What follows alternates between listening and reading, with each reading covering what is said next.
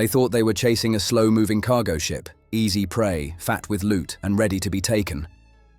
Two skiffs full of armed Somali pirates tore across the dark waves of the Gulf of Aden, engines roaring like angry beasts in the night. Their eyes locked on a massive shadow on the horizon. No flag, no lights, just cold, silent steel drifting through the dark. To any pirate, that silence screams one thing: unguarded treasure. But oh, how wrong they were. In less than 90 seconds, that easy target revealed its true face: a floating war fortress. Not just any naval vessel, but a full-blown, nuclear-powered US aircraft carrier. The kind that launches fighter jets before sunrise and packs more firepower than entire nations. The pirates had their AKs and RPGs, sure, but the carrier, it had over 5,000 sailors, Sea Whiz cannons, radar-guided missiles, and a zero-tolerance rule for nonsense.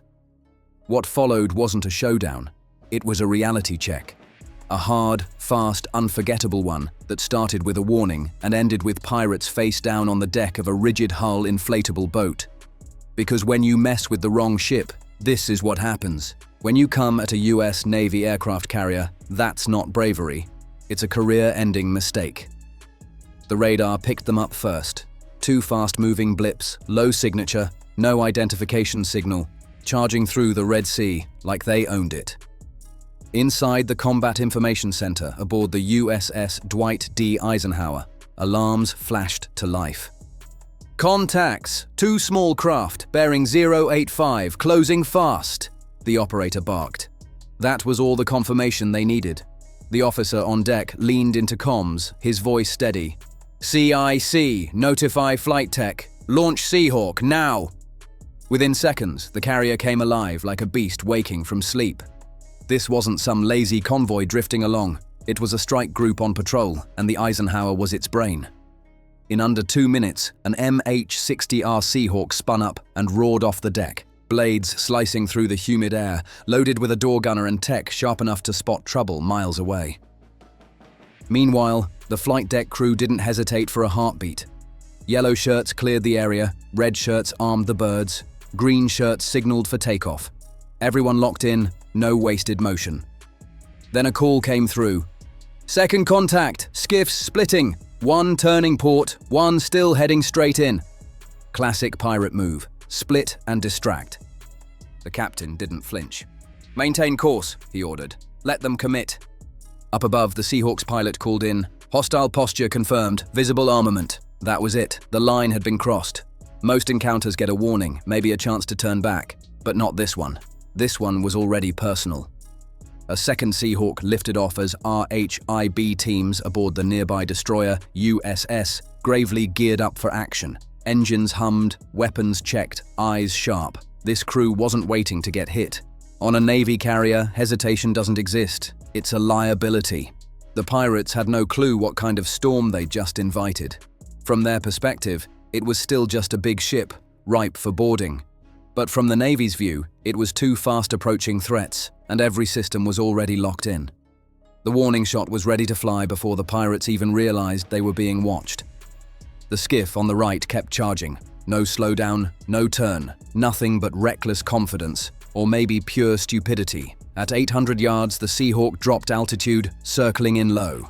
The door gunner swung his M240 around, locked in. No shots fired yet, just a loud, clear message. "You're in the wrong waters, buddy." Still, the pirates didn't stop. One of them stood up, gripping something long and metallic over his shoulder, an RPG.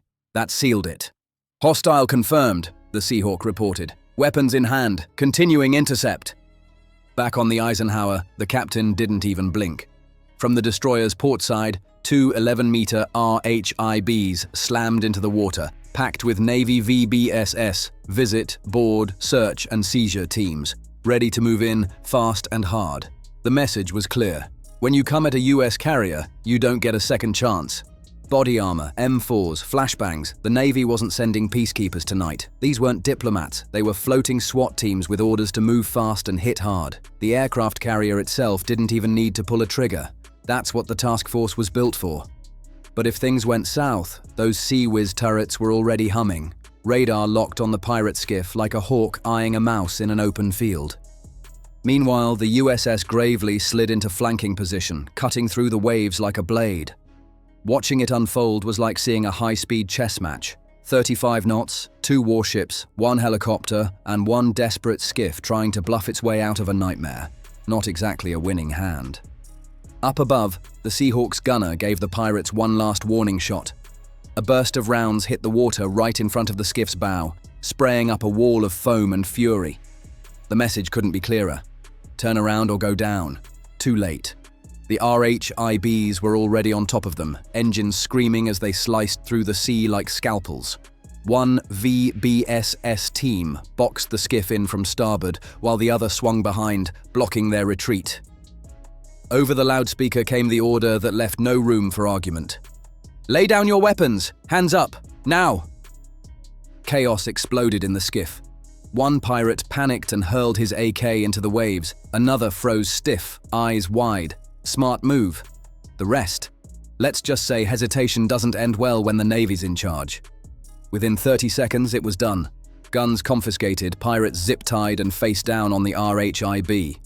The captured skiff was towed and secured before the Eisenhower even slowed down an inch. Because that's the thing. US aircraft carriers don't handle threats alone. They bring muscle, precision, and an entourage that bites back harder than anything afloat. And by now, those pirates finally realized it. They hadn't just picked the wrong ship, they'd picked the wrong ocean. But the Navy wasn't finished yet. The pirates sat zip-tied and silent, staring at boots and deck plates. But this wasn't just cleanup. It was investigation. See, when you make a move on a US carrier, even a dumb one, they don't just stop you. They document everything and send a message. Because the next crew out there might not be carrying rusted AKs. They might have night vision and encrypted radios.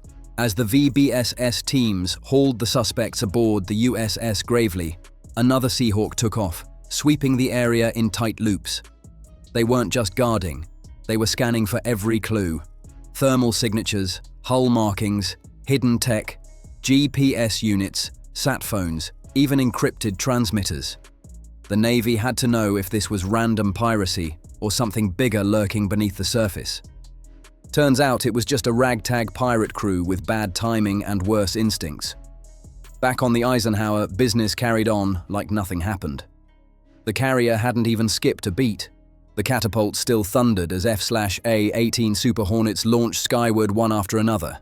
The deck crew didn't flinch, didn't pause, they moved like clockwork. You wouldn't even know an intercept had gone down unless you looked at the radar logs. That's the kind of calm that comes from power, real, unstoppable power.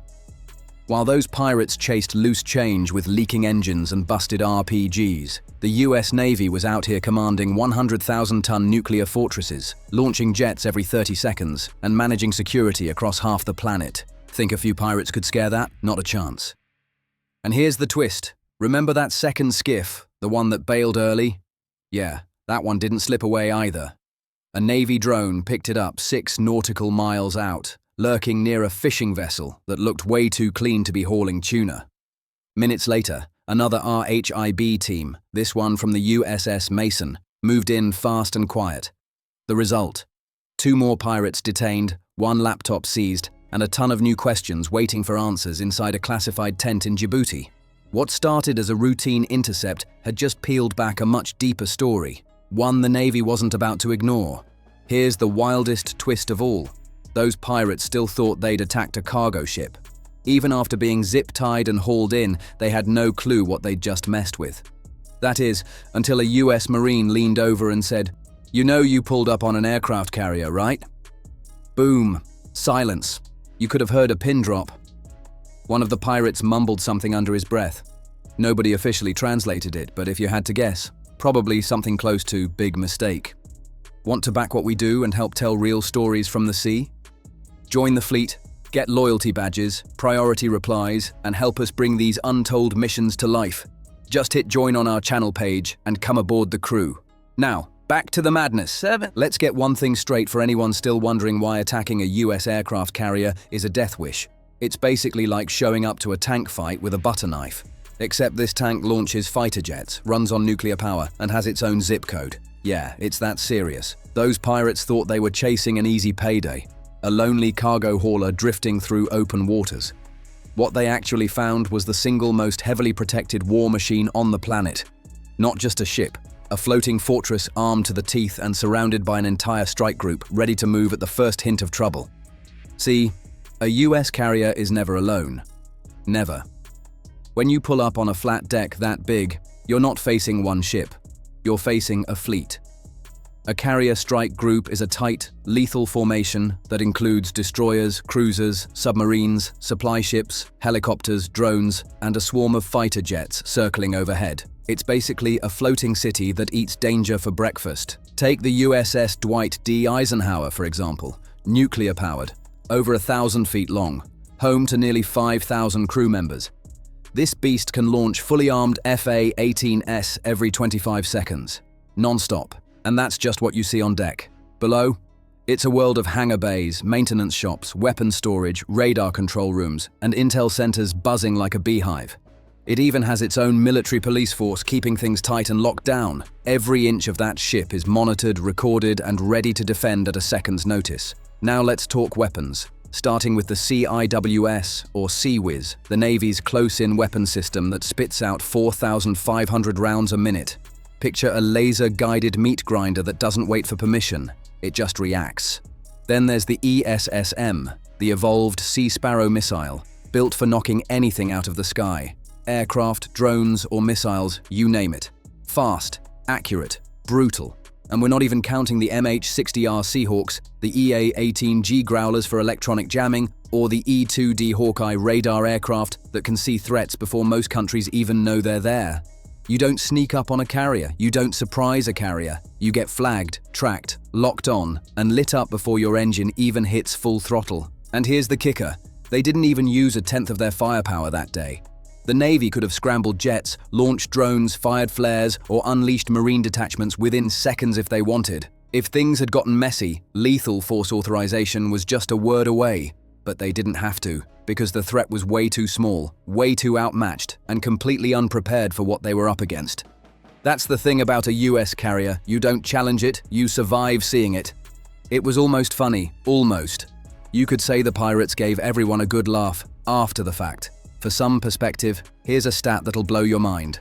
A single US carrier strike group can control airspace the size of Texas. That's right, hundreds of miles in every direction under their watch. They know who you are, where you're headed, and what you're carrying long before you ever spot them on the horizon. And if they let you get close, trust this, it's not because you outsmarted them. It's because they want to see what your next move is. And if that next move even looks slightly hostile, game over, instantly. Trying to hijack a US carrier isn't bravery, it's insanity. It's like charging an NFL team while holding a Nerf gun. You're getting flattened before you even swing. But the Navy wasn't about to stop at mission accomplished, because for them, neutralizing the threat is just step one. Step two, turning every tiny scrap of that encounter into intelligence gold. Every piece of gear, every intercepted radio ping, every detail, studied, logged, and exploited. Down below deck, the captured pirates sat zip-tied in silence, probably replaying their bad decisions on loop. Meanwhile, the Navy's intel crew was already in full beast mode, scanning, decoding, analyzing everything. That RPG launcher they brought, bagged, tagged, and scanned to trace its origin. The busted sat phone, torn apart and dumped into a signal analyzer to pull out stored data. Every GPS coordinate from the Seahawks sensors was now getting mapped and cross-checked, overlaid with smuggler routes, Iranian arms flow, and known pirate cell movement from Mogadishu to Mlaw. Because the Navy doesn't just fight pirates, they study them like scientists hunting patterns. And this little skiff? It turned into a floating gold mine of intel. Inside the command spaces of the USS Dwight D. Eisenhower, analysts were locked in, going through everything. Thermal footage, radio intercepts, power signatures, hull materials, nothing escaped their eyes. They even sampled the pirates' fuel cans to trace where the gas was refined. That's how deep it goes. Then, something weird popped up, a strange frequency buried in the data. It matched old chatter from a previous intercepted transmission tied to an illegal arms shipment out of Eritrea. Bingo. This wasn't just a random gang of sea bandits. This was part of a network, which meant the follow-up wouldn't just be a simple after-action report. It would become a live targeting package. Within 12 hours, all the collected data was already moving up the chain. CENTCOM, AFRICOM, coalition partners, intelligence fusion centers in Bahrain and Djibouti, everyone had eyes on it. The system moved fast, like a machine built for speed and precision, because the Navy knows the next threat might not show up with cheap RPGs and stolen rifles. Next time, it could be drones, smuggled man-pads, or something even worse, pirates being used as cover for a deeper, hidden operation. That's the mindset. Every small contact out there on the open sea isn't just a one-off.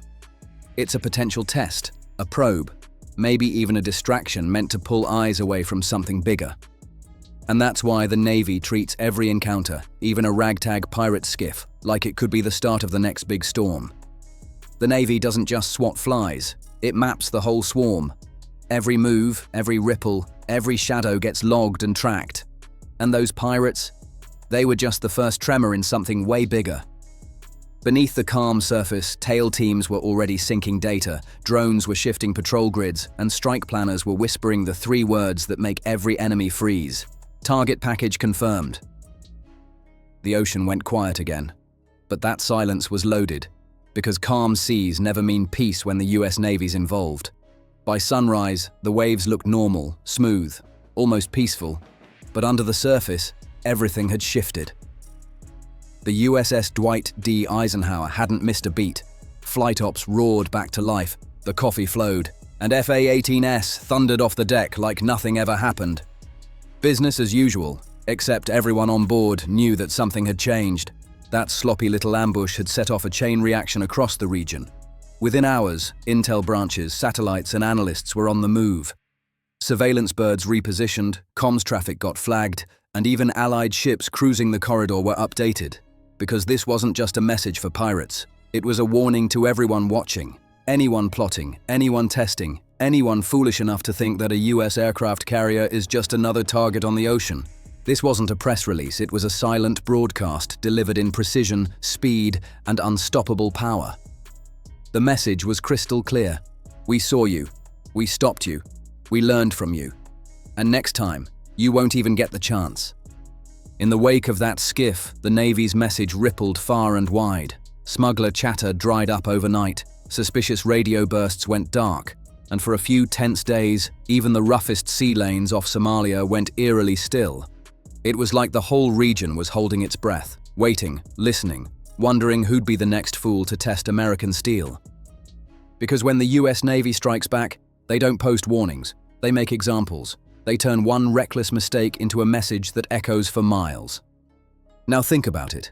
If you were in command of that carrier, what would you have done differently? Would you have taken those pirates alive? Or sent that skiff straight to the bottom right there on the spot? Drop your answer in the comments. And if this breakdown blew your mind, if it felt wild, intense, or just straight up unreal, smash that like button, hit subscribe, and ring that bell so you never miss what's coming next.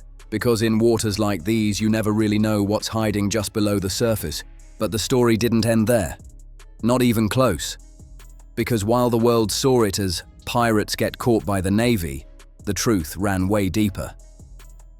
That skiff wasn't just a random crew looking for loot.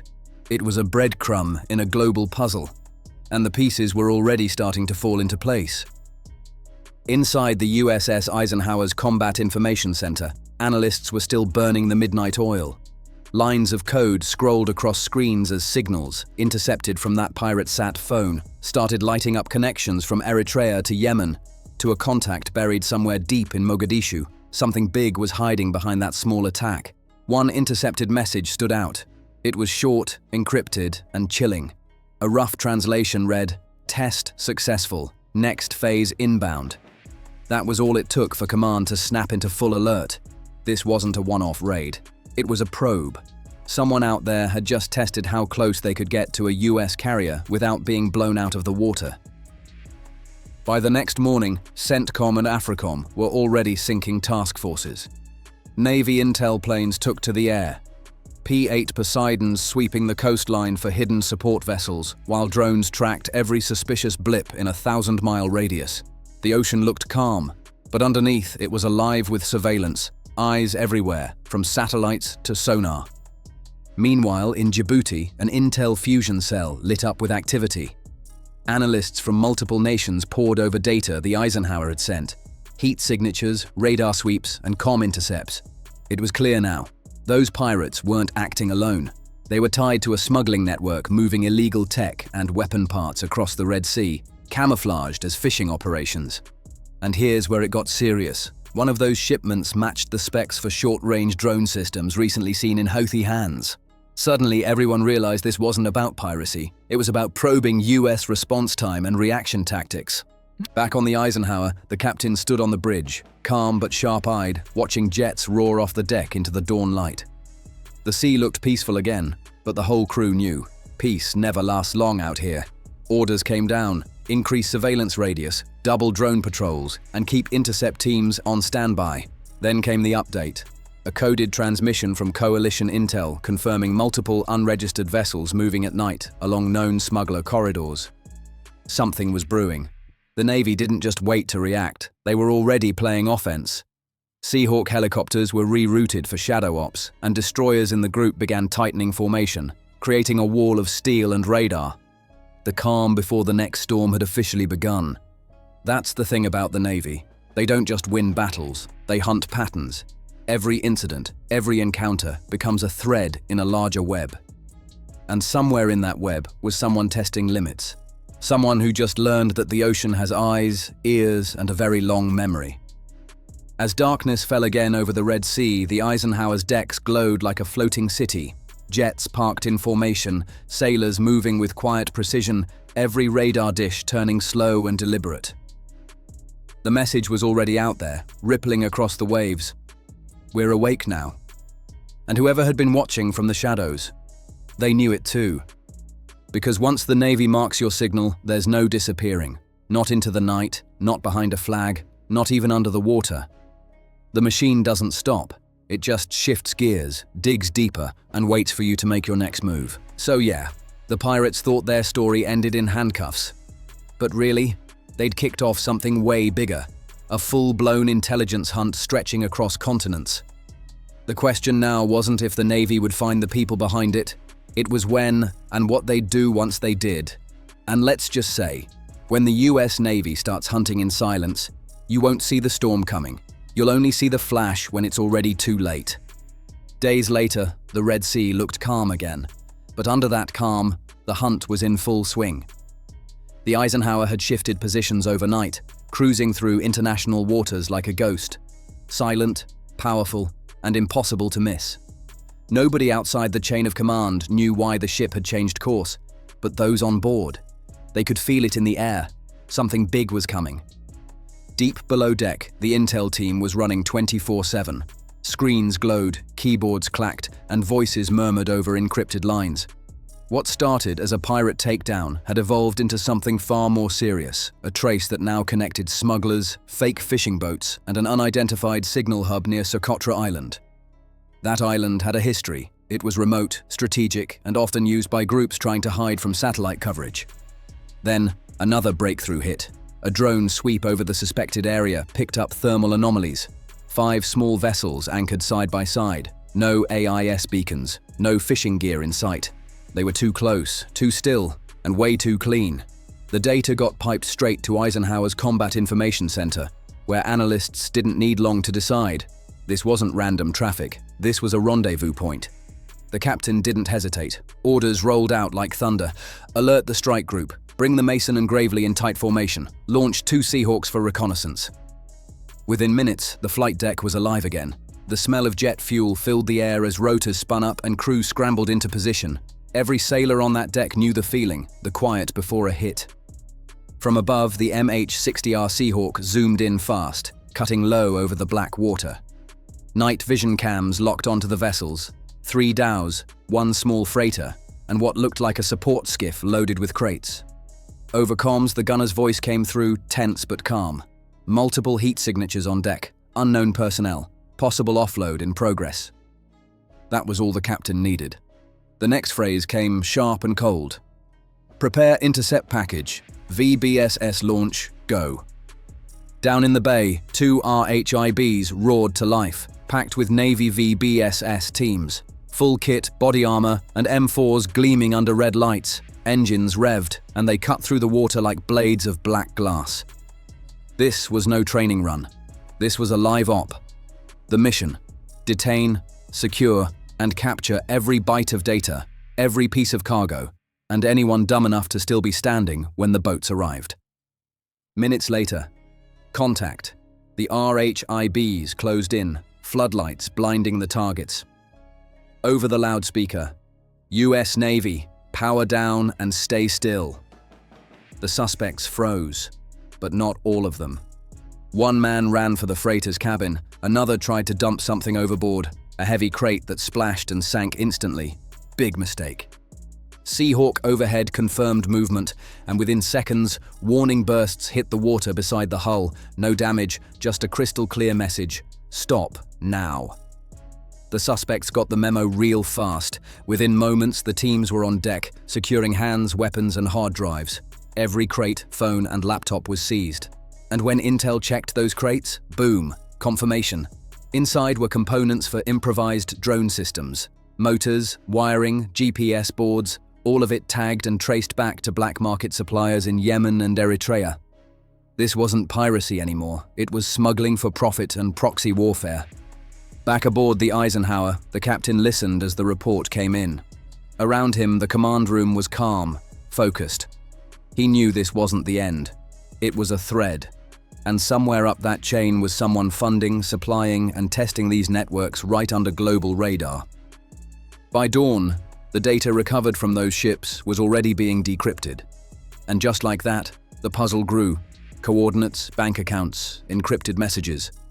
The Navy had peeled back another layer, and what they found pointed to a covert logistics ring operating out of the Horn of Africa.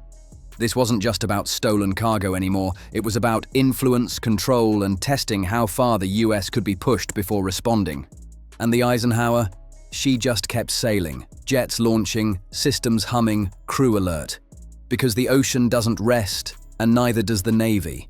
Out here, even calm waters have secrets, and someone, somewhere, just made themselves the Navy's next target.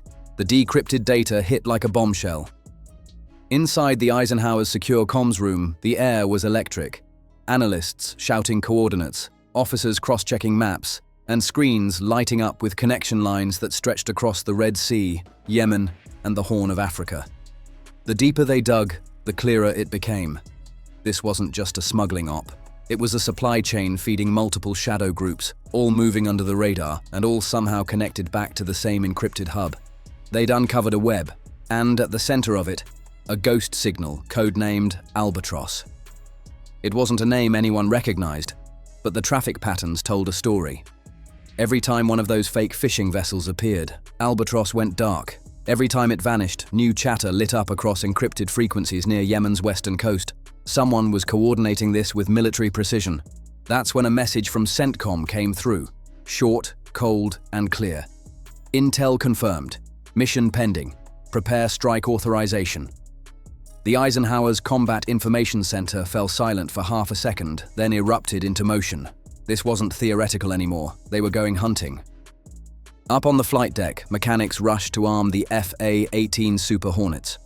Crews loaded precision-guided munitions, checked targeting pods, and fueled up the birds. Below deck, mission briefings kicked off in red-lit rooms as officers went over every inch of the op. The target, a remote coastal facility disguised as a warehouse compound.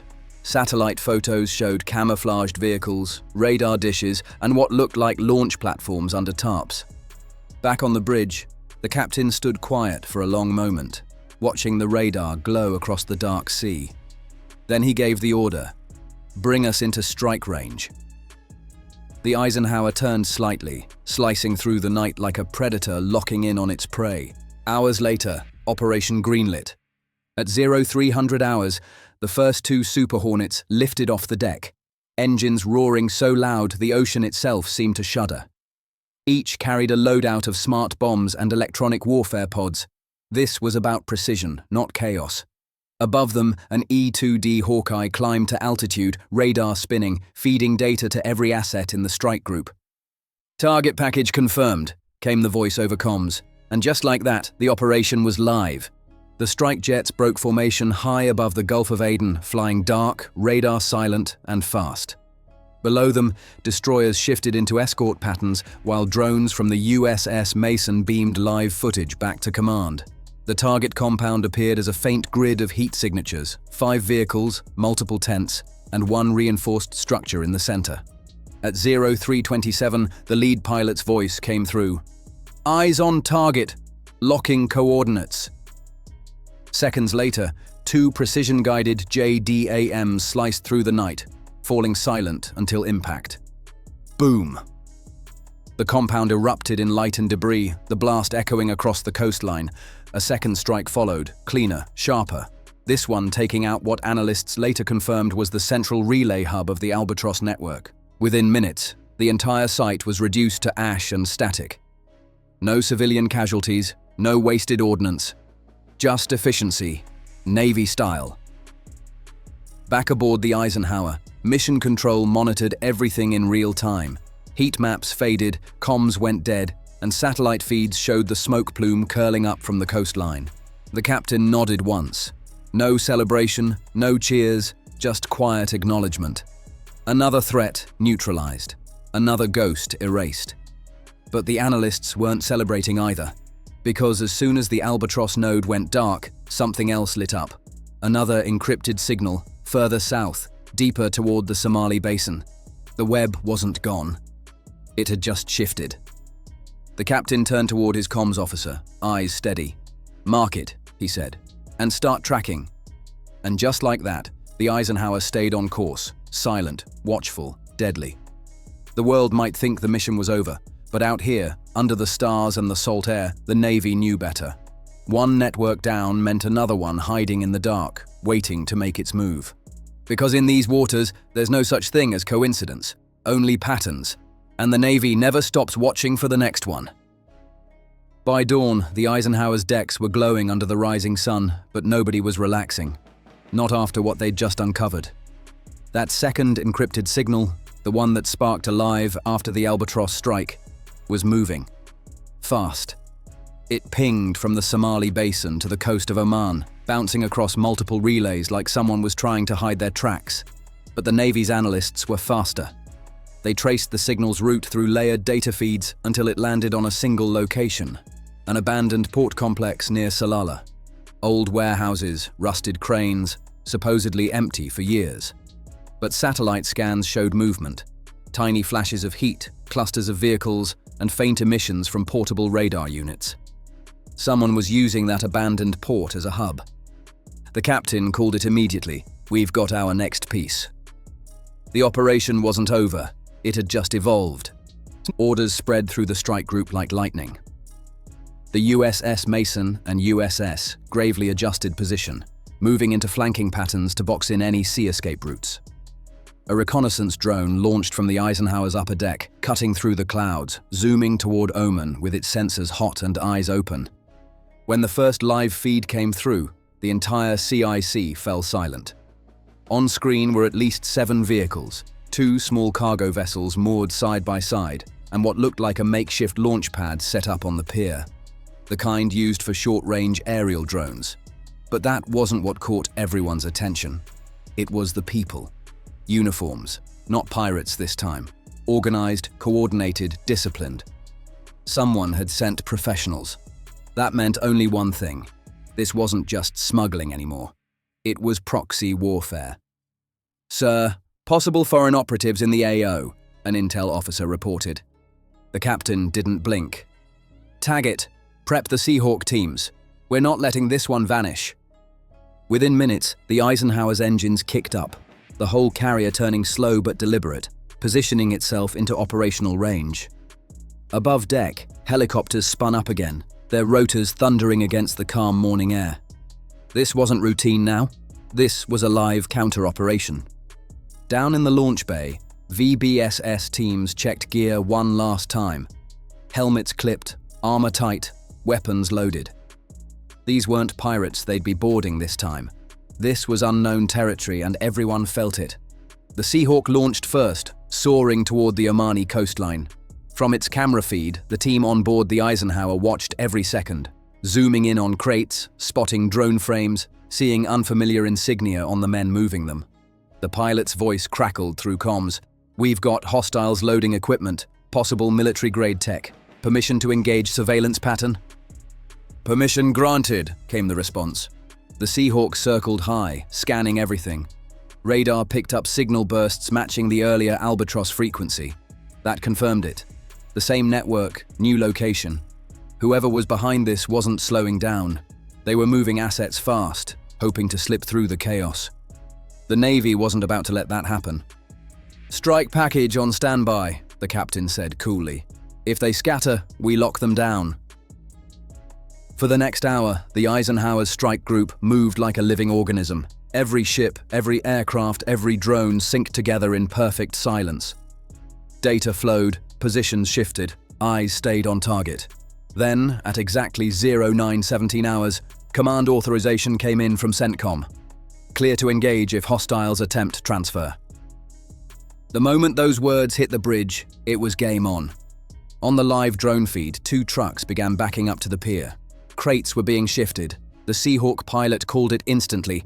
"Transfer confirmed, they're moving the payload."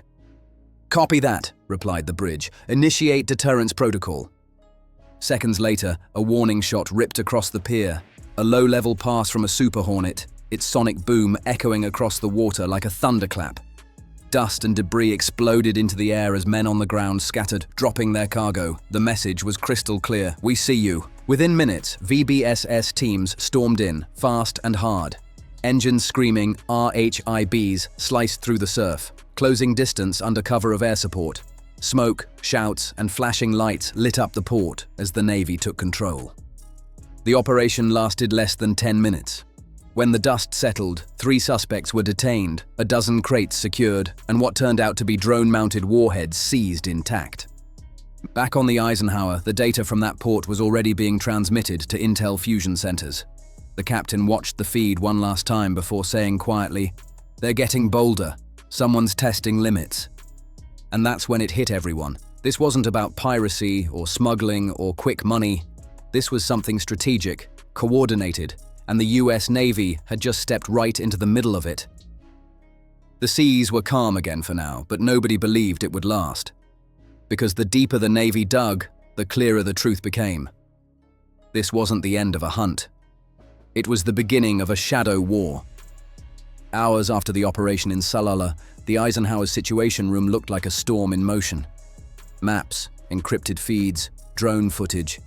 Everything was being analyzed frame by frame. What the VBSS teams pulled from those crates had flipped the mission from tactical to strategic.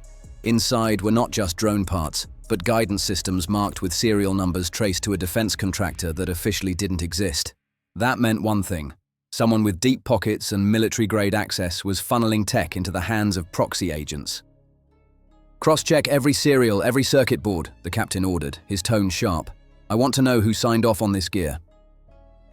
By now, the Eisenhower was moving north again, shadowed by destroyers on either flank. The sea was calm, the air still, but the tension was heavy. Every sailor on board knew the situation had escalated beyond pirate chases and smugglers. This was about influence and control. Someone was testing US presence in the region, seeing how fast the Navy could detect, respond, and retaliate. Within hours, intelligence reports poured in. One name kept surfacing, a shell company registered out of Dubai, operating under the alias Blue Wave Maritime Logistics. On paper, they moved cargo for oil firms. In reality, they'd been routing industrial components through Eritrea, Yemen, and Somalia, exactly where every Albatross signal had appeared. That was the connection. That was the network. CENTCOM wanted confirmation before acting, but the Navy already had boots on the ground, or in this case, decks on the sea. The USS Gravely launched another recon drone to track any outgoing shipments tied to Blue Wave. Within 90 minutes, bingo, a small freighter, running cold, heading toward the Gulf of Oman, trying to vanish into commercial traffic. "Gotcha," one analyst muttered. The captain didn't waste a second. "Mark it. Task a Seahawk for visual ID." The helicopter launched, slicing through clouds as sunlight bounced off its rotors. Within minutes, the target came into view. A rust-stained cargo ship moving slow, no visible crew topside, no AIS beacon. But the Seahawk sensors told a different story. Inside the hold, faint thermal signatures pulsed, steady and rhythmic. Machinery running below deck. "Sir," the pilot said over comms, "I've got activity in the lower compartments. This isn't a dead ship." That was all it took. The Eisenhower's combat team kicked into action, and the call went out. "Prepare for boarding intercept." Back in the launch bay, another VBSS unit geared up. Same faces, same focus. But this time the mission was different. This wasn't just a capture, it was a recovery op. The team needed whatever was running inside that ship, intact. Minutes later, two RHIBs were cutting across the water, wake foaming behind them. The freighter loomed ahead, grey and quiet, like it was waiting. They boarded fast, clearing the deck in seconds. No resistance. Just silence. Too much silence.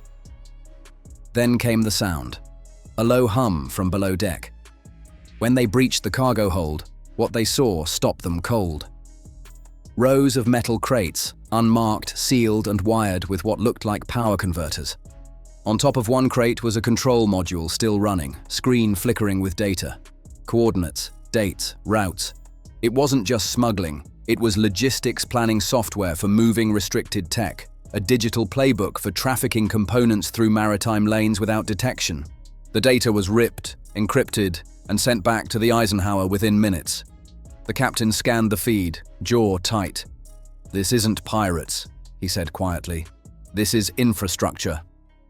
By the time the freighter was secured, CENTCOM had already flagged Blue Wave as a covert logistics shell tied to multiple off-the-book defense contractors.